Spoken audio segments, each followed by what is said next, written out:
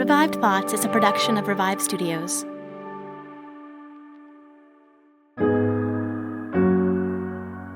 This is Troy, and you are listening to Revive Thoughts.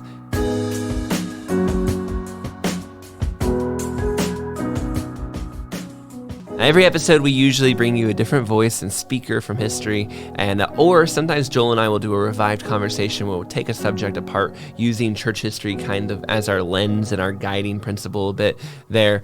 But this episode, Joel is not able to make it. He's in Uganda, and so I will be recording this episode solo, similar to a few episodes we've done in the past. About this time last year, I did one on the French Revolution. We've done one before on Woodrow Wilson, the post-millennial president, and Joel recently did one in December on the Colosseum. These are just some standalone episodes because everybody's not ready and on here, not able to come together this time. Now, this is an episode, an idea I've had for a little while, and it's on a subject that truly, I think it's not maybe an exaggeration to say pretty much every Christian on some level has to deal with this subject. And yet it's not actually something I see a lot of Christians talking about all that often. And that is, how do Christians interact with the news, the media, the constant stream of just headlines that life hits us with, that we are going to have to go through. Today's headlines are yesterday's history, and a show like ours is just, in a sense, going through the historical subjects of what was once the news of the day, right? Like we read and tell you these stories, but at one point those were breaking headlines for the people alive at the time. And yet, despite the fact that every single Christian has to kind of look at how they interact with the news, when I walk into a Christian bookstore, I don't see, I don't really walk into a lot of Christian bookstores due to where I live, but if I'm walking into a Christian bookstore, I don't see a lot of books on how to read the news. I don't hear a lot of, I spend a lot of time dabbling in Christian theology sections on, different social media, and I don't see actually a lot of Christians talking about how are Christians supposed to read the news, and I don't. The political commentators, those guys oftentimes will do that. And there's nothing, you may be a listener and you may have a favorite political commentator. A lot of times, though, political commentators are not always the best for Christian theology. In fact, it's really interesting to me. When we first started Revive Thoughts, someone mentioned to us that Christian podcasting is actually the biggest genre of podcasting, from people like Joel Osteen putting up their weekly sermons on the one hand to, the three guys at your church who are in a basement talking theology over pints or something like that. Like, this is a gigantic genre, and Christians are all turning their podcasts on, trying to speak to the world and share the good news and the faith they have. And you may have even some people, even outside of our show, who make Christian shows. But ironically, I don't see a lot of these shows talking about how to handle and how to deal with the news. I think sometimes theology shows and stuff like that can tackle, maybe they don't tackle headlines, but they might tackle subjects per se. Well, they don't actually really tackle the day-to-day news stuff, or the day-to-day news commentator types will sometimes be Christians too, and they'll mention their faith maybe as they go. But again, there's not a lot of crossover between these two. Well, this is not how we really do things, though. We are not the theology show. We always try to tell people, I would imagine theology comes from our show because the study of God. And of course, studying truth, we're going to see that, especially in the sermons that we, have, or the lives of the people lived in our show like Revive Thoughts or a show like Martyrs and Missionaries. This stuff comes up. But we don't really consider ourselves like a theology show. We don't open the Bible and say, hey, here, we're going to talk about transubstantiation today, or we're going to talk about those subjects. Come up as we do the research, and we'll talk about it. But it's not our goal is not to set a new standard for theology. And yet, to study history, you do need to kind of interact with news. And I do think as Christians today, we need to understand how to interact with news. And sometimes it's almost easier if we look at the past and say, well, how has the news been interacted with in the past? Can sometimes help us to understand how the news, there are certain patterns that we see. Now, one way to look at this, though, is to just jump in with a very, very controversial subject. And I'm going to do that today. I'm going to jump in with probably one of the most controversial subjects of our lifetime, which is COVID-19. And there was a time even just saying COVID-19 would immediately, emails and messages and comments would be sent, because no matter what you said, something you said in this area would offend a group of people listening to the show or something like that. And there was another time too when even just saying COVID-19 would get you throttled, where your show would not even do as well. So a lot of people just didn't talk about it. But I can't help but think of COVID-19 is without a doubt going to be one of the biggest historical events in our lifetimes, right? Unless there's a World War III on the margins coming up or something, a nuclear bomb goes off or something like that. Without a doubt, when the history books are written 20 or 30 years from now, this era that we're living in will be the COVID and post-COVID era. And these things that what I find a lot of people don't actually want to talk about. I don't sit around a lot of dinner tables and hear people mentioning COVID, which is very interesting to me. I wonder if that's true in other time periods. Like if you were sitting around the dinner tables of families in World War II, would they be trying to avoid talking about World War II?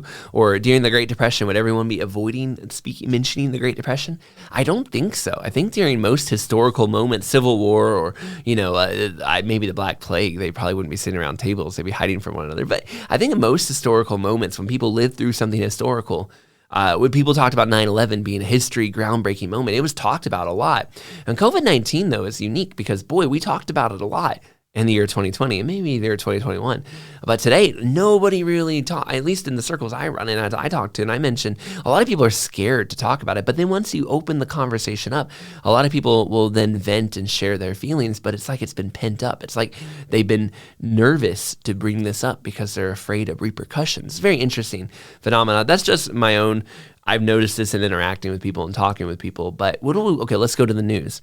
Now, recently for me is April of 2025, and I think this article came out in March of, a month ago. New York Times put out an article that said, the public badly, quote, here's the headline, public badly misled by the scientific community about COVID origins. And this was a discussion that a New York Times columnist, Nate. Now, if you're looking and you're going, okay, this is where Troy of Revive Thoughts is going to give everything COVID. And this episode, I assure you, is not about COVID-19. This episode is about the news and how Christians interact with it. But it requires us to talk about one of the biggest news items of our lifetimes for a moment. So we're going to do that. But in this article, the New York Times person presents basically very clearly that many scientists knew COVID-19 was probably created in the lab, that it was very obvious early on, and that many scientists in their own private chats and discords mentioned this to each other, and they were saying, hey, we think this was made in a lab privately, but then publicly they were leading journalists and others to believe that there's no way this was made in a lab. Now, there's many different people have commented on this. If you're not aware of this article, it made the rounds in a lot of places. But to me, one thing that was fascinating to me was the lack of outrage by the media and the journalists. Nowhere in the article at all, in the entire New York Times article, and go read it if you're questioning or you're not sure, and you may be saying, how do I do that without a New York Times subscription? I can't help you with that because I also don't have a New York Times subscription. I had a friend of mine who was able to help me read these articles because I don't read the New York Times. But the New York Times will actually feature a lot on this episode because they have a interesting hand in history. But you may be going, okay, well, here's the part that I couldn't understand. If I'm a journalist and my job, right, the ideal journalist is I'm going to speak the truth. I'm going to root out corruption. I'm going to tell the facts the way they are and let the truth fall. And whoever gets hurt, but the truth has to prevail. Like that's our ideal image of a journalist, right? If I find out that I've been lied to by the scientific community, that they made me put my reputation on the line, I was told by everyone that I was speaking truth, that the lab leak was a conspiracy theory, and then it turned out they all knew it wasn't. Wouldn't you be angry? Wouldn't you be frustrated and mad? And wouldn't you be saying, journalists can't let this happen again? We can't let them treat us this way. If it hadn't been for a Freedom of Information Act request, if it hadn't been granted, if these documents hadn't been discovered, these guys would have gotten away with just completely hoodwinking all these journalists. Now, you could say, well, why were the journalists so easily deceived in the first place? Shouldn't they have asked more questions? But where was the anger? Where was the outrage from these journalists when they found out? In fact, still, if I'm a journalist and I have been saying for years, hey, COVID was definitely not from a lab leak, that's a conspiracy theory, it was from a bat in the Wuhan markets. Now, wait a second, why aren't they out there every day asking scientists to explain themselves for their actions? There should be constant articles and where is it? Where is the upsetness? Because for me, when someone lies to me, I'm hurt. And if someone lies to me publicly and I put my reputation behind them and my entire brand, my entire public perception is built on my reputation, where is the frustration? And there hasn't seemed to be much of that. It's a very strange phenomena, isn't it? That the journalists and reporters aren't really all that upset that they were tricked by these guys. And now, 5 years after the fact, what many people said would used to get you taken off of YouTube or would get you taken off the internet, would get your account banned on Facebook saying that COVID came from a lab leak, is now considered just basic truth. And no one's very upset about that. Now, let me use 2 more articles and then we'll put COVID-19 behind us. But I'm using these to tell you that I have a lot of historical examples in this episode that I think are really interesting. But don't think for a second that all of this stopped happening in history, because you could get the perception, okay, well, the news was bad back then, but we fixed it now. Well, we can see from these COVID-19 articles that the same things that were happening then are still happening today. The first one is an article about China 5 years ago, October 18th of 2020, during the height of COVID-19. New York Times published this. With COVID-19 under control, China's economy surges ahead. Exports have jumped and local governments are engaged in a binge of debt-fueled construction projects. Even consumer spending is finally recovering. This article by a man named Keith Bradshaw goes on to say Beijing, as most of the world struggles with the coronavirus pandemic, again, this is October of 2020, China is showing once again that a fast economic rebound is possible when the virus is brought firmly under control.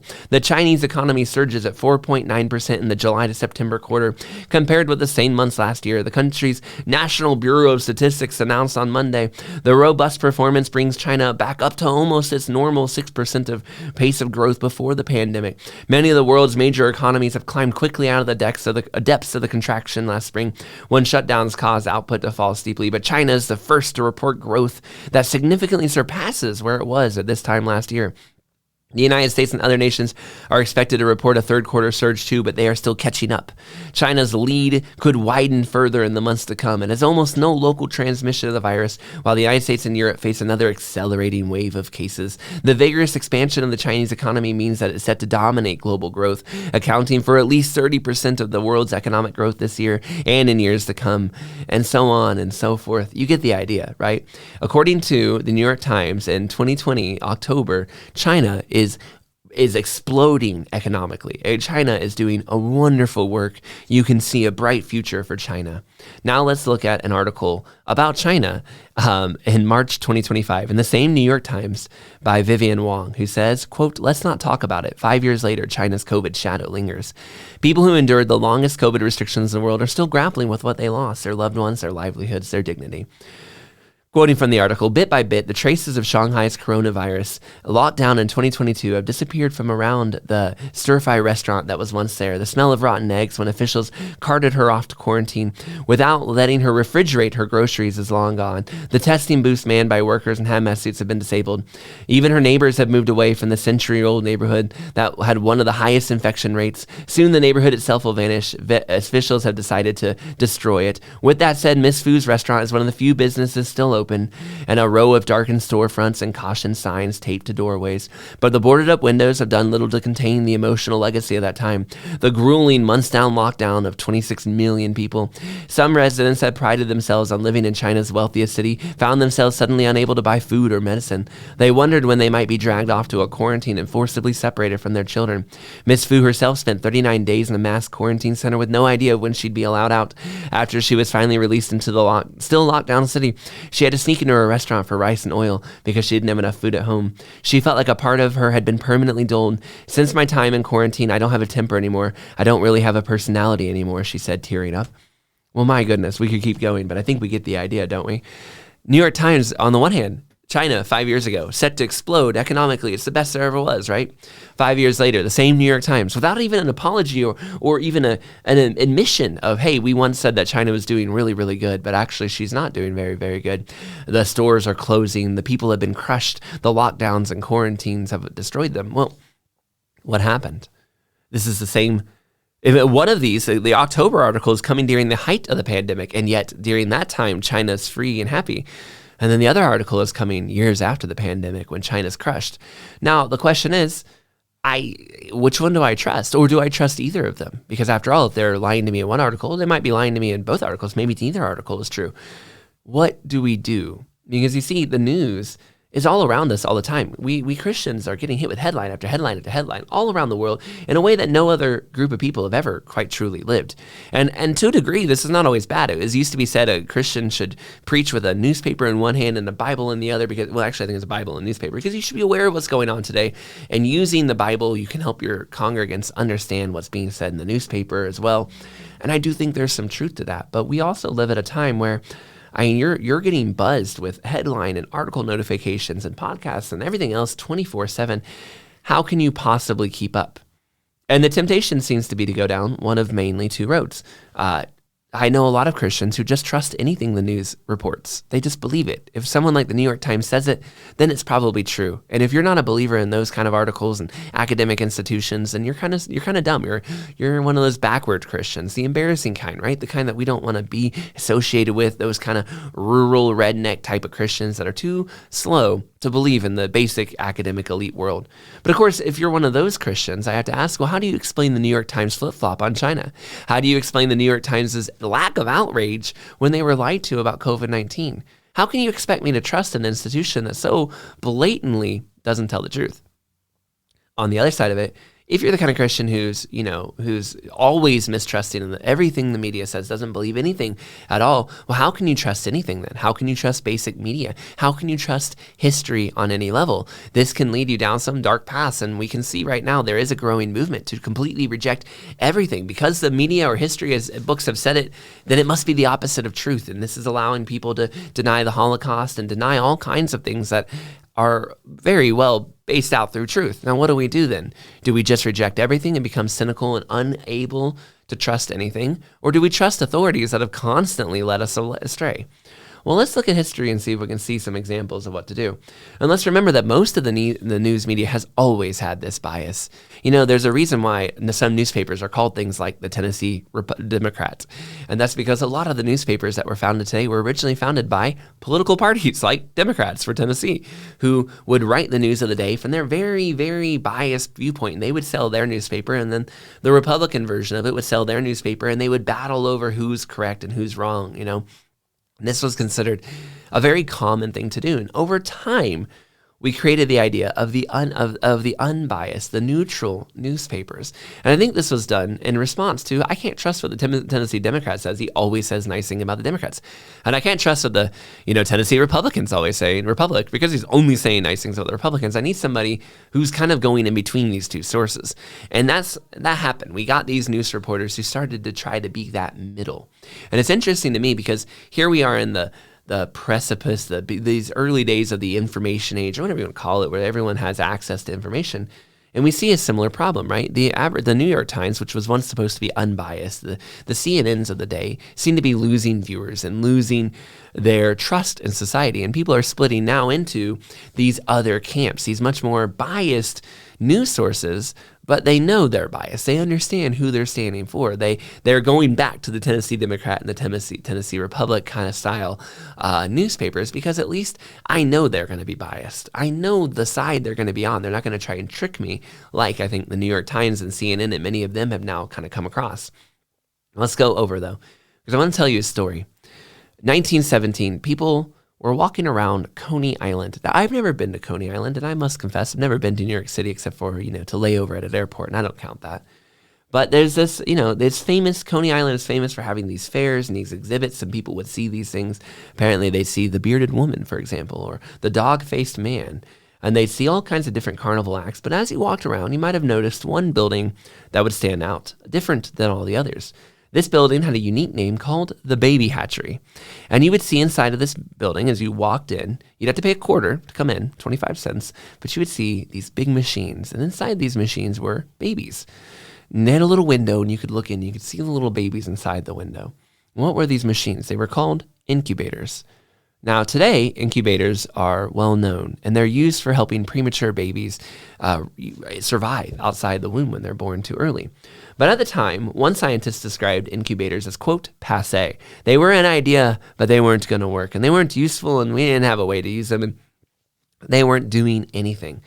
And during this time, this gentleman, who later on it was found out didn't even have a degree in doctoring. He was not a medical professional at all. In fact, he lied about his his credentials, as it were. And yet he would create this building called the baby hatchery, and he would put these machines in there, and they would save the lives of many, many, many children. Now, why would they need the lives to be saved in the first place? Well, you may not know this, but around the year 1917, it was also considered passé to even help save prematurely born children. Scientists were making a bold case that things like the baby hatchery shouldn't even exist at all. In fact, according to Darwinian and eugenic ideas, premature born children shouldn't live. You see, they were genetically weak. That's why they were born prematurely. And you may think that's crazy. People didn't actually believe that, did they? Oh, yes, they did. In 1917, at the turn of the century, if you remember our episode on Woodrow Wilson, we talk a lot about eugenics. There is this idea that people who are weaker genetically should not be allowed to have children, should not be allowed to they will sterilize thousands and thousands of them. They should not be allowed to reproduce, and those who are born premature should not be allowed to be saved. One such person, Dr. Heiselden, made headlines when he refused to attempt to even save a baby that was born premature. He said, quote, "It was a hopeless idiot," end quote. And he also said, quote, he would unhesitatingly advise that children born prematurely should be allowed to die. The same Dr. Heiselden would make the case not just of premature born children, but soon he would actually make the case for babies that were born that he believed should be allowed to die. One of which was a 5-month-old baby that was born with an improperly sized brain. His medical advice was to go ahead, stop feeding it, stop helping it until it dies. Another child that was 2.5 years old would be born, and he would actually use the phrase euthanasia. And he would say, quote, that he believed it should be killed,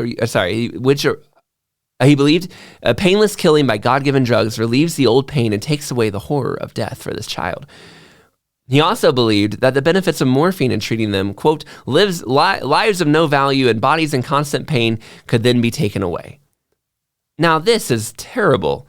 That something like this. You would think, right, that the New York Times, the press, they certainly, a man is killing, is recommending from a medical doctor viewpoint, killing babies, right?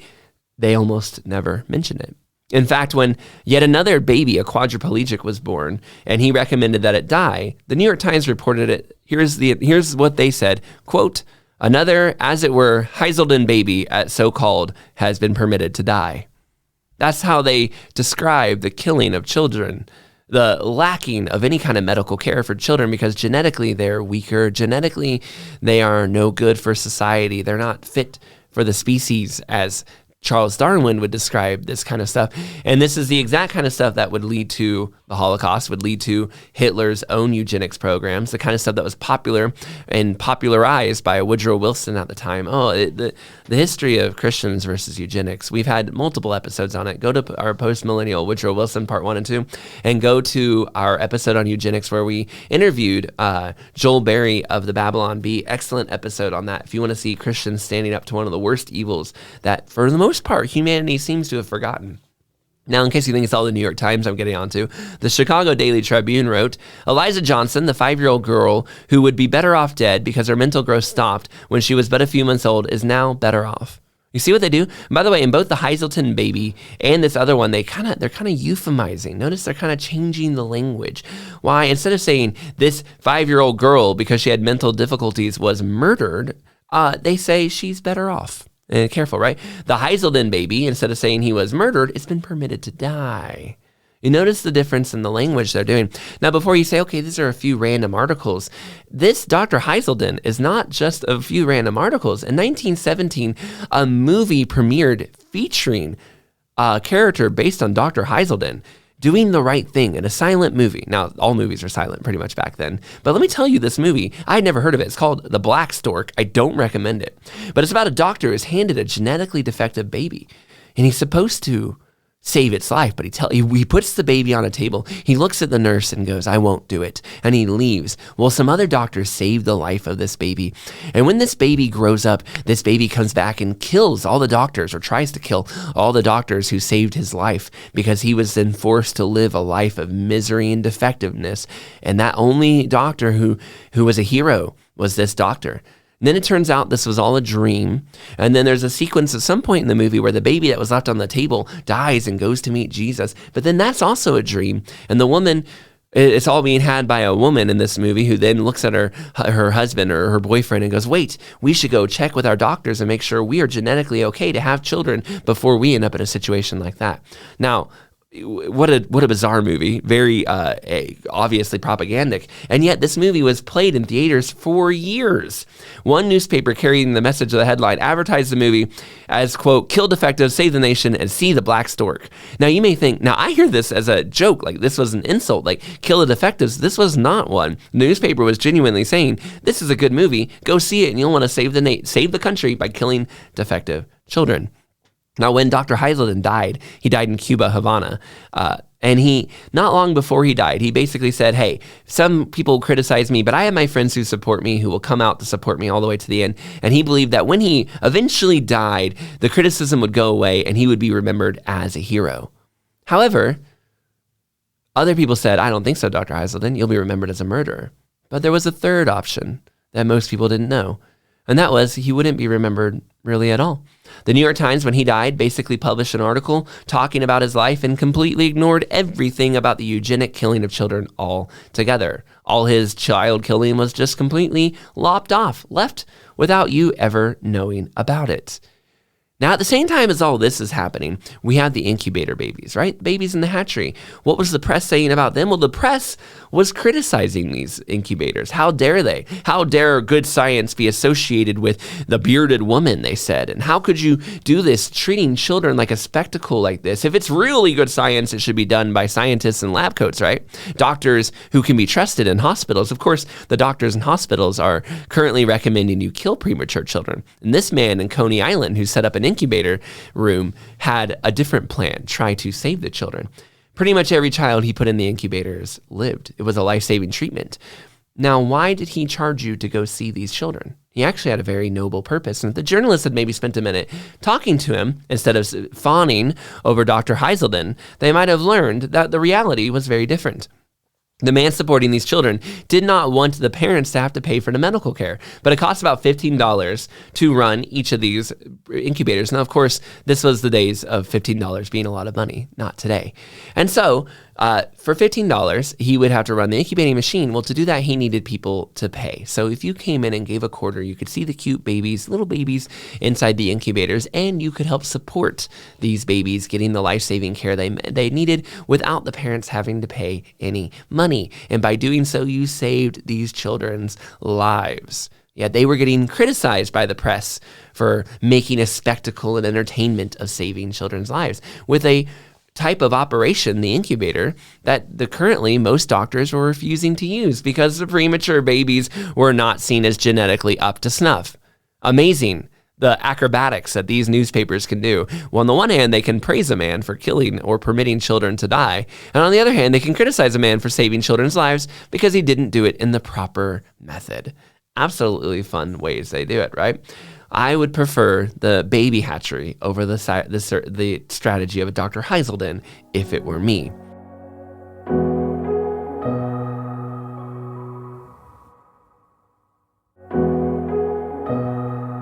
Let's look at another example, an extreme scientific case, but it's worth mentioning. You almost can't mention bias in the media and science without mentioning maybe the supreme case of it. Let's go to the Evening Star announcing the Nobel Peace Prize. On December 10th, Stockholm, the Swedish royalty pays tributes to winners of 3 Nobel Prizes in Stockholm, Sweden. 7 princes and princesses of Swedish royalty rose in tribute to 3 commoners at the awarding of the Nobel Prize for scientific achievements. What amazing stats. And here we go. Dr. Hess, 68 years old, shared the medical prize with Dr. Antonio Agas Moniz of Portugal for their work in the development of the prefrontal lobotomy, a brain operation intended to help the mentally ill. Dr. Moniz, 75, was unable to come to Stockholm himself. The prizes are awarded annually from a trust fund by the late Alfred Nobel, Swedish inventor of dynamite. The lobotomy, one of the great, quote, scientific achievements, at least at the time. Minneapolis Star writes of lobotomies, the brain surgeon's knife cuts away a patient's worries. Continuing, I'll read from the article here. A comparatively new brain operation known as prefrontal lobotomy and now being used at St. Barnabas Hospital and state mental health institutions is releasing many patients from suffering and disability caused by various mental disturbances. One mother whose life was so dominated by the fear of dirt she was unable to leave her own bed has been freed of her obsession through this operation. After neglecting her 3 children in her home for 5 years, she is again well-adjusted and resuming her responsibilities. Another woman who is constantly hounded by the fear that she might be changed into a horse. What a bizarre... Where did she get that idea from? Like, I have so many questions. All right, anyway. She has been relieved of her anxiety since undergoing a lobotomy. I'm so glad that she no longer believes she'll be changed into a horse. Would it even be so bad? I mean, horses run pretty fast. All right. The operation, useful in only certain types of mental disorders, can be completed in about an hour. In many cases, patients are unconscious during the procedure. One Minneapolis neurosurgeon has performed 125 lobotomies in the past 7 years and has lost only 1 patient. Cases recommended for this type of operation are carefully selected after lengthy study by psychiatrists. Not until all other forms of psychiatric treatment have failed to produce the desired result does a psychiatrist recommend a lobotomy. Another newspaper described it as, quote, easier than curing a toothache. Now, we could continue on and on and on here. The prefrontal lobotomy was where they would poke at one point they would describe it as an ice pick through a part of your eye, right underneath the eye. In case you're not aware, they would go to the brain and they would basically cut part of the brain tissue. And the hope was that they would pre-cut part of the brain tissue would allow you relief from these stressful anxiety things that your brain was not working properly. And the best way was to relieve it through a very uncareful surgery of the brain. And this was used on all kinds of mental institution patients who had no choice because, of course, they had no wherewithal to say yes or no to these surgeries. But it wasn't just used on them. In fact, even John F. Kennedy's sister was actually underwent one of these surgeries because she was seen as rebellious and a little bit of a wild child at the time. Afterwards, she was seen as basically completely mentally incompetent. One person I read an interview by basically said he had a very hard time in life. At the age of 12, he was given this because his stepmother thought he was kind of just a bit of a rebellious child, and he became addicted to drugs, alcohol, and had a hard time keeping a job. He suffered his entire life, and he said he had a hard time not resenting how much of his life would have been better if he'd just never been given this surgery, a surgery which any doctor today would say, no, don't just cut parts of the brain without knowing what you're doing. Now, let's read what the Washington Post says. It might seem sensible then to take away the record of the Nobel Foundation Prize from him. The Nobel Foundation did not respond to comment, but the Moniz Award would be at the top of pretty much everybody's list if you were going to take a Nobel Prize from somebody, quotes a doctor and historian from the New York University. Now, I'm going to read, this is an article from 2023 saying, well, should we take away the Nobel Peace Prize from a man whose big founding record, his work is cutting people up in a way that was horribly unsafe. By 1979, a bill went through passing and banning lobotomies because they absolutely were not a good way to deal with patients. Just cutting people's brains willy-nilly was not a good way to do it, even though science for 30 years had said this is perfectly safe. Quote, the New York University historian of medicine says, this would open a can of worms to do so. You see, if you take away this person's Nobel Peace Prize, well, then you might have to start taking away other people's Nobel Peace Prizes. Julius Wagner Warheg, I believe is how you say it, Jareg, I'm not sure, who received the 1927 prize in medicine for treating psychosis with malaria, might also be struck off, and who knows who else. Wait a second. So the Washington Post is quoting a person saying, hey, if we took away the Nobel Peace Prize for the guy who gave away lobotomies, you might also have to take away another guy who got the Nobel Peace Prize for giving patients malaria. Yes, I think most people would agree he shouldn't have a Nobel Peace Prize, right? Well, if you take away the guy who stuck a knife into people's brains willy-nilly, you might have to take away the guy who cured psychosis through malaria. And who knows who else might lose the Nobel Peace Prize? Stellar journalism from the Washington Post here in 2023. Quoting the guy some more, this was not done in a malevolent way. The procedure was, quote, for people in crowded, depressing institutions who had no chance of getting out. And the doctors, quote, not think we are so different from doctors in the past who are just desperate to help their patients. Wow. Once considered by many the height of medical progress, another person said, now it ought to remind us to be humble about our limitations and what we can do. But here's the thing. Why was the lobotomy seen as the height of medical progress? Why did it get that reputation in the first place? Well, the reason the lobotomy got the reputation was because the news media was sharing it as the height of medical progress. They had questioned them a little bit harder and said things like, hey, don't stick a knife in people's brains. Just like if they said a little bit earlier, hey, Dr. Heiselden, don't murder children. Maybe these wouldn't have been seen as scientific achievements. Just like when we in our own day heard them say, hey, the lab leak is a complete mystery, but maybe it's not, right? Like, where's the news media? Oh, it's considered the height of medical achievement. We might have to question other people's Nobel Peace Prizes. Yes. I don't understand where the reporters are. Why aren't they questioning science more heavily? They let science get away with everything, and this just hurts. We often talk about, well, people don't have trust in the medical establishment today. Well, maybe they never should have trust in the medical establishment, considering the medical establishment of yesterday was promoting lobotomies, and then the years before that was promoting malaria, and the years before that was promoting children should die. We should question a lot of what scientists and medical doctors do, not because we don't believe medicine has ever saved lives, but because it seems like the history shows medicine sometimes saves lives and sometimes does not. And I would even argue, I don't know how many of our listeners are doctors or nurses, that you would probably agree. If you're a doctor and a nurse, if your goal is ultimately to save lives and help people, then you probably also agree that doctors and nurses have made mistakes, and the reporters are the people who are supposed to be investigating and learning those mistakes so that they can correct them before it becomes widespread. What if the investigative journalists, instead of promoting the lobotomies as, quote, the height of medical progress, had done more questions and digging and more work? Maybe not so many people would have gotten lobotomies, and maybe people wouldn't have been miserable for their entire lifetime and made medically incompetent. Maybe children wouldn't have died if more people pushed back on Dr. Heiselden and less pushing back on the baby hatchery.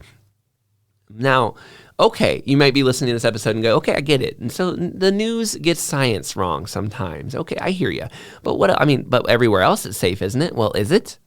Well, let's look at international events. We just talked about the China one, where you cannot tell light or day. Which one's correct?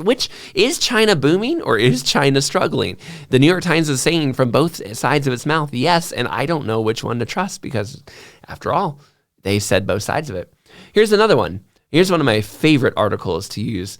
12 days before Hitler invades Poland. If you got Hitler, you can, okay. New York Times article, they're going to write, now he'd already invaded Czechoslovakia. He'd already invaded the Rhineland. It's clear Germany's building up its forces. What is the New York Times going to say about Hitler 12 days before Poland? Can they shape opinion? Can they help stop Hitler from going to war?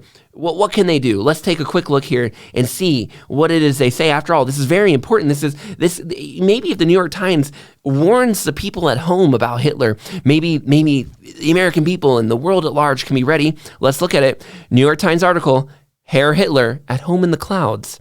High up in his favorite mountain, he finds times for politics, solitude, and frequent official parties. Brecht, I'm sorry, I'm not German. Berchtesgaden something. Where Hitler spent most of his summer is the home of his own choice. When he was still editor of this paper, a long time ago, he would spend many a mountain days there. Ordinary life at the Berghoff centers around a man who claims to be a visionary with a imperviousness to the commonplace rules of everyday routine. Yet it has a setting which contains all the elements of exacting bureaucracy and secret police efficiency. The house furnished harmoniously according to the best of German traditions. And let's see what This is not exactly hard-hitting journalism here. Let's get to the parts where they call out some of his invasions or his buildup. Okay, here we go. The Führer does not always take his meals in company. His breakfast, which he rarely has before 9, is frequently served in a small breakfast room, overseeing that's not, okay, well, what does he have for breakfast, though? Well, he comes down and he usually enjoys oatmeal. Okay, hard-hitting. He likes to go on walks vigorously, has a habit of climbing in the area, moving down a little bit, okay? Sometimes he'll stop and talk to the local people who are mowing their grass in the Berghoff area. He has assistants that will come and bring him the news. Okay, now here we go. Discussions of the day's government, business, and numerous private requests and petitions from widows and orphans and party martyrs and veterans of the Nazi movement will then be attended to. Oh, he's helping the orphans, okay. His appeals are listened to while he takes the business in the morning. He's usually settled within an hour or two. So when Hitler's in his private chalet, he's often taking walks, eating oatmeal, and helping orphans. Lunch is a leisurely meal. It is served by smart white uniformed butlers and those of the house party who conform to their host's habit of eating vegetarianism, and they find it no hardship at all. Well, thank you, New York Times. I think the average person 12 days before the invasion of Poland wondering about Hitler were Hitler's butlers struggling with lacking eating meat, and these hard-hitting journalists found out they enjoyed the vegetarianism. It was not a trouble at all. Thank goodness they were doing that. Does this article talk about anything Let's scroll down here and let's see. Okay. Oh, here we go. A recently built tea pavilion on the crest of it. No, that's probably not important. Sometimes he would nap or not nap. The Fuhrer and his guests would have to amuse themselves. Oh, Hitler frequently had tea up on the... Okay, well, what else we got here? Oh, sometimes children would come by and he would wave to them. Again, not... Dinner is served at 8 p.m. As you can see, the New York Times, 12 days before the invasion of Poland, was not exactly hitting us with hard-hitting journalism, at least the type we would have. And this is just one example. A person about 10 years ago released a book showing you all the kind of news press Hitler was getting. And it wasn't that people were saying, hey, he should invade Poland. And it wasn't that necessarily people were saying he shouldn't invade Poland. They weren't talking about these things at all. Hitler's policies, at this point, by the way, he's already suppressing the Jews. He's already suppressing and taking over Christian churches. He's already begun invading different countries. And yet, if you were reading the New York Times or many newspapers of the day, what you would be seeing are pictures of Hitler walking with children, or pictures of Hitler feeding deer, or pictures of Hitler hanging out with his family. It was very much, if you had no idea, if you only read the newspapers of the day, you would have been shocked when suddenly America is at war with Germany and suddenly Hitler became a dictator, because up until that point, you had been treated to nothing but a festival of papers saying Hitler's just a nice gentleman running a nice place. And you would have had no idea that Hitler was doing the terrible things he was. What a whiplash, right? Almost like an article saying China's on the economic, triumph, and then suddenly China's economically in a downturn. Almost like when lobotomies were good, but then they're bad. Almost like this is a very common thing the media has been doing for a very long time. During this same era, the 1930s, the Soviet Union was starving its own people. They were putting the squeeze on Ukrainians that had not wanted to collectivize and were basically starving them out of existence. One of the reporters at the time, a man named Garrett Jones, went to Ukraine, and here's a quote from his diary that he would publish later on. "I walked along the villages and collective farms. Everywhere was the cry, 'There is no bread, we are dying.' This cry came from every part of Russia, from the Volga, Siberia, White Russia, the North Caucasus, Central Asia. I tramped through the Black Earth region because that was once the richest farmland in Russia, and because the correspondents have been forbidden to go there to see what was happening. I stayed overnight in a village where there used to be 200 oxen, but now they had only 6. The peasants were eating the cattle and only had a month's supply left. They told me that many had already died of hunger. 2 soldiers came to arrest a thief. They warned me against traveling at night because there were too many starving, desperate men." That means if he's not careful at night traveling, they'll eat him. "We are waiting for death," was what I was told everywhere. "But see, we still have the food that we give our cattle. We'll eat that for another month. If you go further south, they don't even have that. Many houses of people were empty. Everyone had already died," they cried. Now, that is what is being reported by Garrett Jones is happening in the Soviet Union during this time.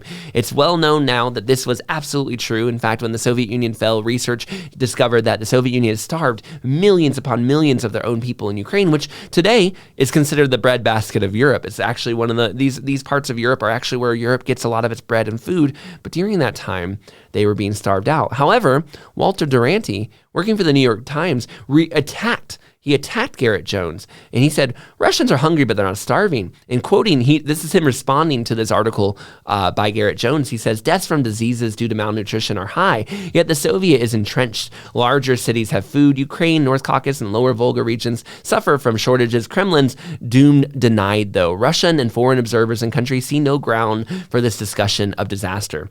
Stalin himself would later praise Duranty for his own reporting, saying, "You've done a good job in your reporting to the USSR. Though you are not a Marxist, you tell the truth about our country. I might say that you bet on our horse to win when others thought it had no chance, and I am sure you have not lost through your bet." Duranty once called Stalin himself the greatest living statesman, and because of Duranty's hard work, he was given a Pulitzer Prize as a premier correspondent, whereas Garrett Jones, who was not a Pulitzer Prize winning reporter, was ignored. Now, of course, history showed Garrett Jones was correct, whereas Walter Duranty was not, and was just a sycophant working for the Soviet Union. Quote, "In 1933, during the worst of it, Duranty reported that village markets were overflowing with eggs, fruit, poultry, vegetables, milk, and butter. A child can see this is no famine, but in fact, it's an abundance. One child who saw things, Anatolia Kolomayets, at the time, she was only 5, and she said, 'My grandparents stayed on the farm and died of starvation. 2 uncles died in prison. Children of the uncles and a boy and a girl, 5 and 6, came to live with us. One day, my cousins went out looking for food, and we never saw them again. My mother heard they had been killed and eaten.'" Now, Durante never had his Pulitzer Prize taken from him for his great journalism and reporting work. This actually came from a paper my wife did. She did a whole paper. It was 50 pages long. I mean, it's a thesis paper project on how, and Elise, if you listen to Martyrs and Missionaries, you know, she's very good at research and getting in those details. And she talked about Turkey and how the reporters didn't cover what happened in Turkey. They didn't cover what happened in Rwanda. They didn't cover what happened in Cambodia. They just don't cover what's happening in the world. Usually when it's actually happening, they tend to work with the state media themselves. And Durante is just one of many examples where the newspapers and the New York Times would rather talk about Hitler's oatmeal eating than the fact that the Soviet Union is starving. And if people had known that people in the Soviet Union were starving, maybe they would have given food to help. If people had known the Soviet Union people were starving, maybe they wouldn't have been so friendly to communism in other places. But because they didn't know, they turned a blind eye. And we have that kind of stuff happening around the world today. There are many tragedies and disasters happening around the world today, but the people don't know about them because the news media isn't reporting it. And I actually think that might be one of the great lessons of, if we're going to take a break now after looking at all these historical examples that I've shown you and say, okay, so what do Christians do? What do we need to learn from this? I would say the first one is the news media often just doesn't talk about the real stuff that's actually happening in the world. They just ignore it. Hitler, well, I'm not going to talk about his invasions. Let's talk about his oatmeal. The Soviet Union starving people? Let's just ignore it. Or say the opposite of truth. Lobotomy's bad? No, the greatest of scientific achievements. Or Dr. Heiselden killing people? Let's just leave it out of his obituary completely. You see, oftentimes the journalists just don't report at all on what's happening.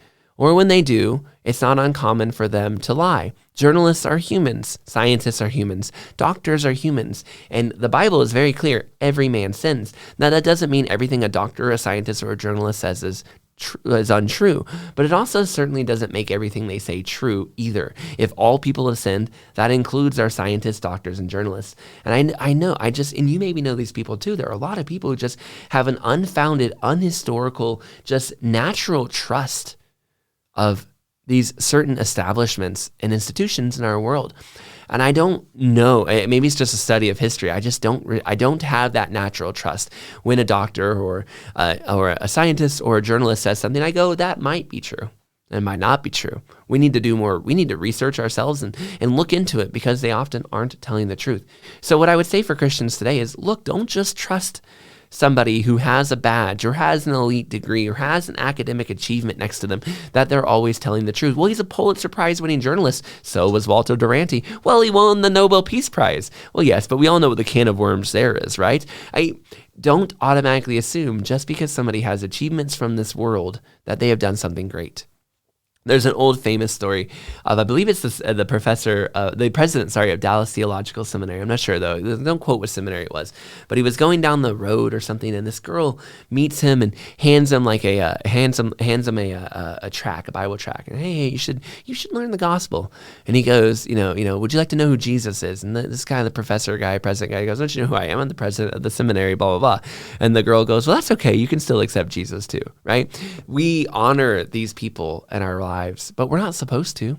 That's not to say we should just, somebody wins a Pulitzer Prize, we know they're a bad person, but James 2 says, don't treat the rich any specialer than you treat the poor. And maybe don't treat somebody with academic achievements and all these awards as if they are automatically better than the people around you. Because oftentimes those people with academic awards are the people who are first fooled by the things of this world. If you were a reader of the New York Times, you'd be going at the end of 5 years, wow, it really was a lab leak? I had no idea. Whereas so many common people who lived their lives went around going, yeah, we've been saying that the whole time, right? This isn't to say that the academics are always wrong, but it is also important to note that they're not right either.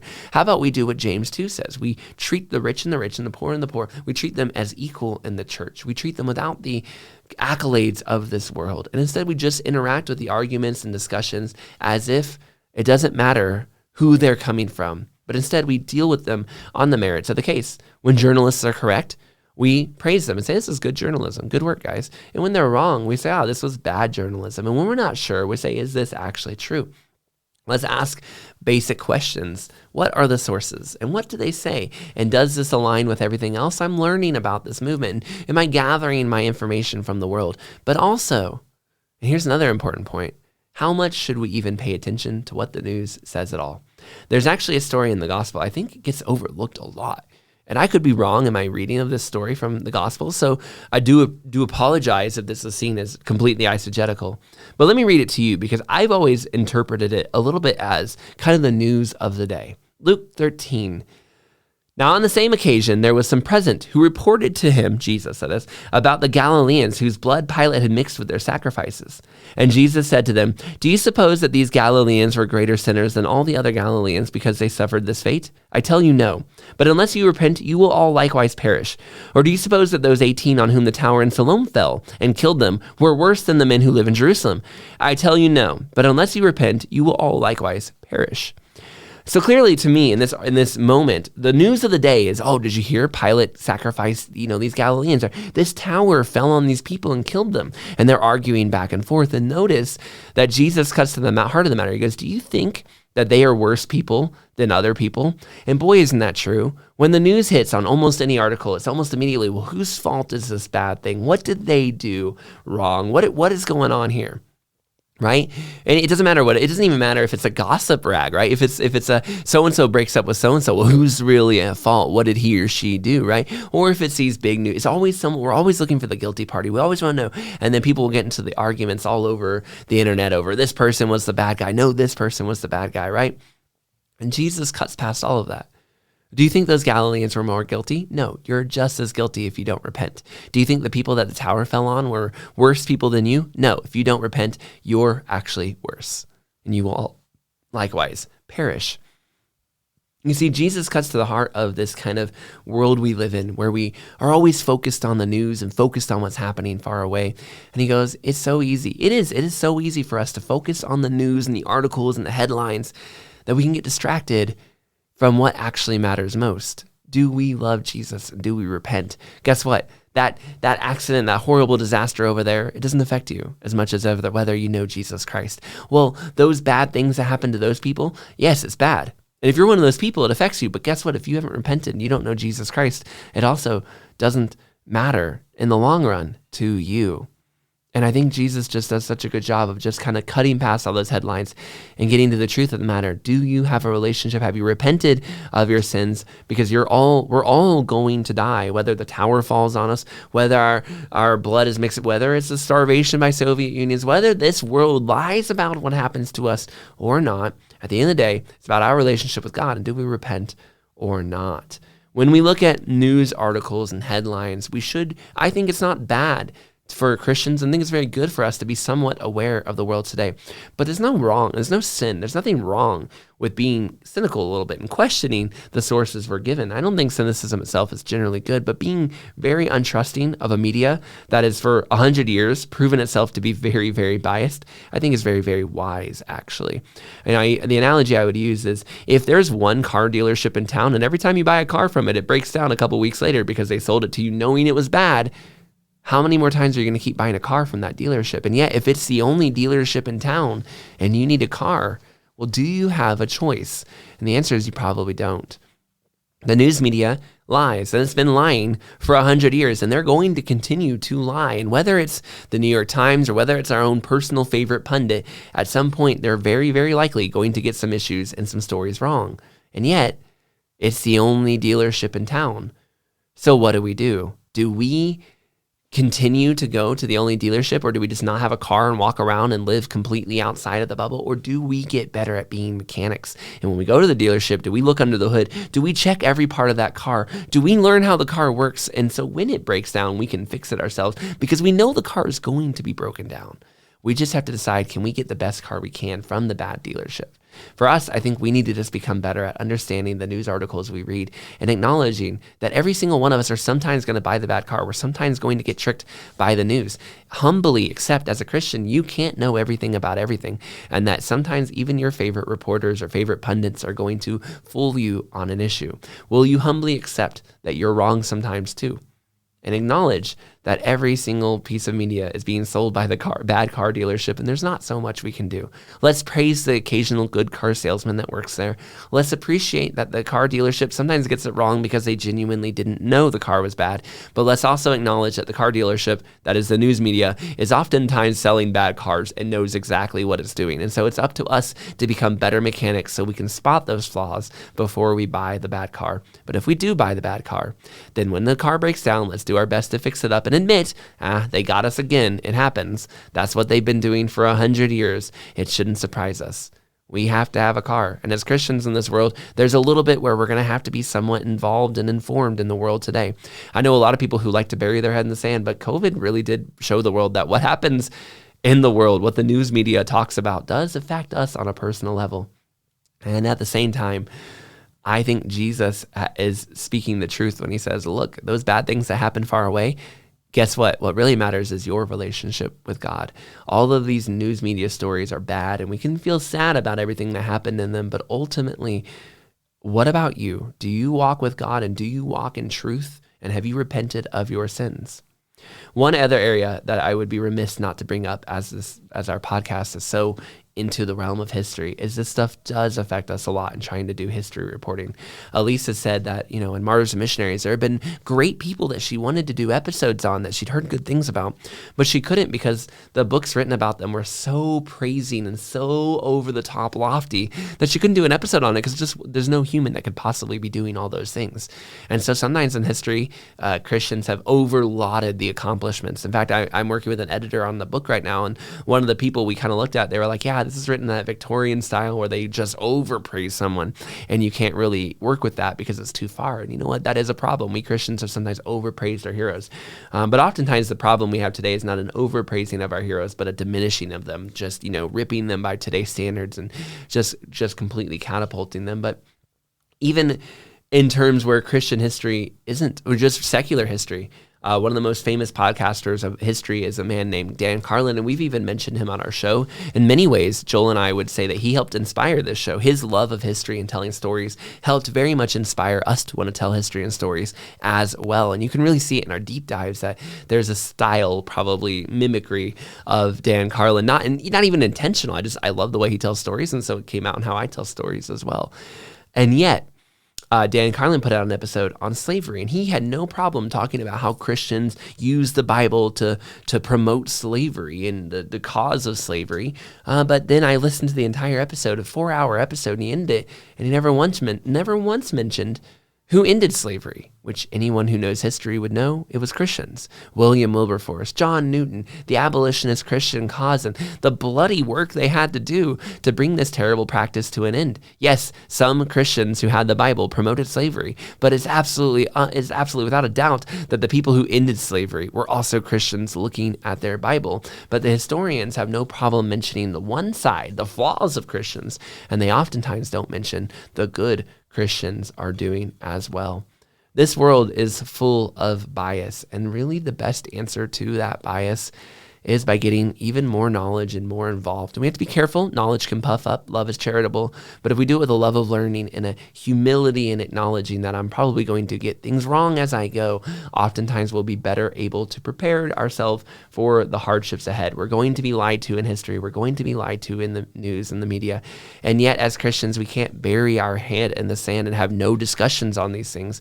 We're needed to. In fact, many of you may be listening to all of this and go, yeah, I agree, but I never mentioned my beliefs on politics. I never mentioned my thoughts on the news. It's just not worth the argument. I think that's wrong as well.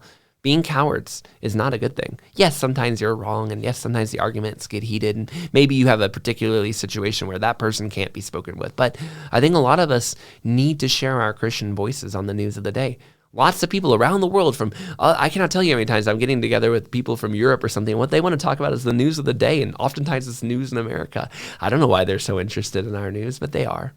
And so if you don't share your Christian perspective, your Christian values, your thoughts, into the conversation. I can't imagine the news media, the scientific world, the historical world, all these worlds will get better with Christians not sharing their voices, and not just online. Some people go, yes, I am a firebrand on Twitter or X or Facebook or Instagram, but I'm a dove, I'm a mouse in real life. Yeah, but you need to be also sharing, not in a caustic, aggressive way, but share your takes and your thoughts and your views on this world today. As Christians, let's be involved in these discussions and be aware of what to do. These are my thoughts on the news and how Christians should interact with it. Let me know where you think I'm wrong or what I got wrong. I hope you enjoyed some of these stories. I mean, as much as you could enjoy these kind of darker parts of history, I think the baby hatchery is pretty cool. I think that's a story I didn't know about it, so I thought it was pretty cool. Hopefully you learned some things, like, for example, Hitler likes oatmeal. I did not know that. Thank you, New York Times. Let me tell you, that is going to be very useful information for me. I hope you enjoyed learning some things, and I hope maybe you were able to think about, how do I approach the news? Am I falling for the two-sidisms of it, where sometimes we say both sides are equal and sometimes we think only our side is correct? Or am I getting sucked into the idea that these institutions are infallible? Or is it the opposite? I'm so cynical, I don't trust anything, so I don't even participate. I think we as Christians need to figure out the best way to do things. My approach has been to try to learn as much as possible, being aware that I'm probably being sold a bad car. So I'm trying to learn as much about that car as I can, because I know that the people selling it to me have sold many, many bad cars. And at the same time, I recognize I have to get around and I have to know what's going on in this world. There are many good discussions we Christians can speak into. And if we don't participate, then we're left out in that complete conversation. We don't want to do that either. But let me know what you think the best way to do it is. And I hope you enjoyed these historical examples. This is Troy, and this is Revive Thoughts.